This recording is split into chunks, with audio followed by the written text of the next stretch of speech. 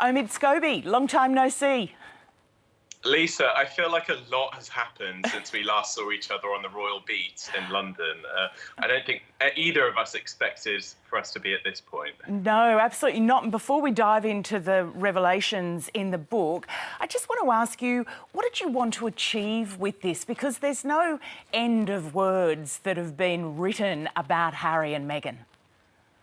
I think for a long time we've really been used to seeing the narrative around the Sussexes played out through various anonymous royal sources, palace courtiers, senior aides in the various British tabloids. We very rarely hear from those around the couple themselves, partly because there hasn't really been a place for them to speak. And that was really the purpose for this book, was to bring to life a side of the story that hasn't been heard as much. I mean, there's an old saying on the Royal Beat, it's not old until it's told. And I felt that there was a lot more to this story than we'd actually heard.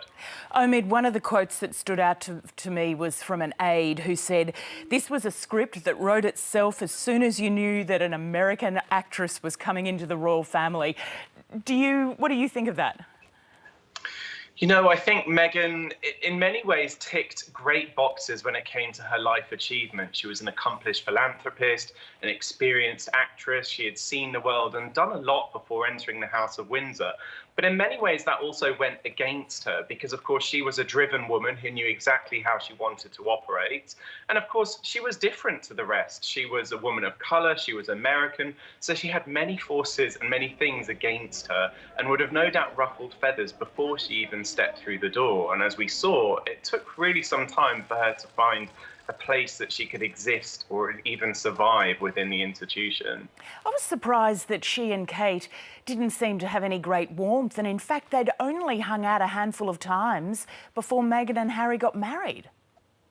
That was a side of the story that really interested me because for Kate, once being a newcomer herself, I really would have expected her or even wanted her to really make that extra effort to make Meghan feel welcome. I think if anyone would have known how she felt, particularly with the tough press in those early days, like she also experienced, it was the Duchess of Cambridge. But as we discovered while speaking to those close to her and within Kensington Palace, she's a woman who's very focused on her own family and, of course, her duties within the monarchy. And unfortunately, you know, busy lives and priorities elsewhere meant that that friendship between her and Meghan was really never able to blossom. And as we saw towards the very end, the two women were barely speaking.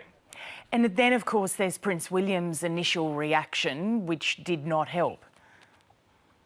It didn't. And I think, you know, when we look at the isolated moment of William giving that brotherly advice to Harry and saying, you know, maybe not to go as fast as things were with this girl, perhaps we might think that Harry overreacted, but we have to look at what built up to that moment.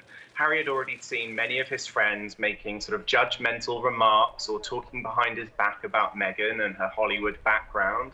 And I think he had already got a sense that he needed that extra support from those closest to him. And of course, that really should have come from William in that time. And instead, Harry ended up getting advice that he perhaps didn't actually ask for. You know, we have to remember these are two men well into their 30s, and it's no longer a sort of big brother, little brother dynamic anymore. And that's something that I think William has never really sort of gotten used to, and Harry's always wanted to change. Omid, when Meghan's assistant Melissa quit and there were all the stories in the tabloids about her being Duchess difficult, why didn't the royals of Buckingham Palace refute those kinds of stories? It's a great question, Lisa, because that is really all that Harry and Meghan wanted. They just needed a few people in their corner to stick up for them. And in fact, whilst writing the book, we found out that Melissa didn't actually quit. There was a much deeper story there, and the couple were long unhappy with her up until the point that she had left. And so it was moments like that where Meghan wondered where people's allegiances were. Were they in the sort of Sussexes camp, or were they looking out for their own and others within the institution? There were times where Kate or William had experienced negative press about themselves, and they'd quickly seen a palace rush to their defence. When it came to the Sussexes, they were often left alone and to suffer. One of your sources said that they could be impatient and impulsive.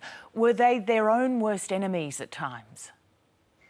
I think these are two adults who are incredibly driven. They know exactly what they want. We only need to look at how Harry operated before Meghan was even on the scene. You know, he saw the idea for the Invictus Games and he wanted it out there within a year. That was really almost mission impossible. And I know people who are working on that who are practically tearing their hair out at sort of the high pressure of getting it done so quickly. But we also see that there are a couple that get results. So they really needed people around them that harnessed and embraced the speed at which they worked. But instead, unfortunately, they're victims of a machine of hierarchy. You know, they weren't top of the list. And so there were times where they often came second, third, fourth, fifth, or sixth to other members of the royal family. And for two people that want to achieve so much in so many different areas, despite the fact they respected the institution, they really had a struggle in finding a place within it. You can't talk about the Meghan and Harry story without discussing the racism that she encountered. How much did that play into what we saw as the end? I think throughout Meghan's time as a working member of the royal family, she was really on the receiving end of a number of different tropes, particularly within sections of the British press. You know, the Duchess difficult narrative, calling her too loud, too aggressive, too demanding. You know, these are things that we all, stereotypical things we see put on women of colour. Then let's bring in the stereotypes that come with the treatment of royal women in general. You know, there's far too much focus on the hair, the clothes, and the things that we don't really even think about with the male members of the royal family. And you've got this sort of very toxic blend of struggles that Meghan had to come up against. But unfortunately, along the way, there just wasn't anyone there guiding her or coaching her through this. As best as Harry tried, and as much as he tried to make the people around her know how much she was struggling with this, there was very little that help that came in the end. Now, Meghan recently turned 39. The Queen put out a tweet wishing her a happy birthday. Is there any chance they could ever return to the fold?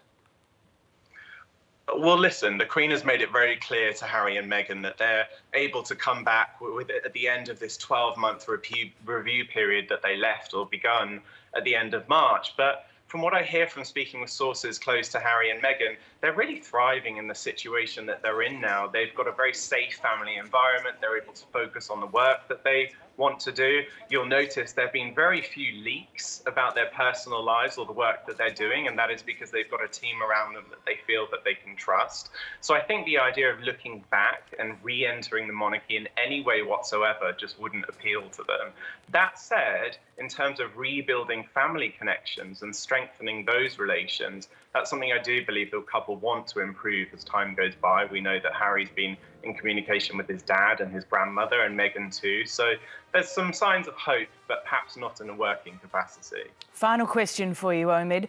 Andrew Morton famously wrote the Diana biography, and we found out years later that, in fact, Diana was the source. Is this history repeating itself? Are these Meghan's words?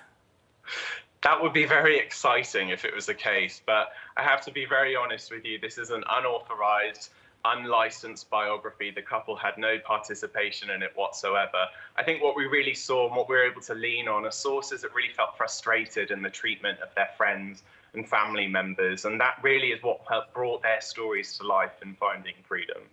And Omid, I know from past history your sources are impeccable, so thanks very much for chatting to us. Congratulations on the book. Thanks so much, Lisa.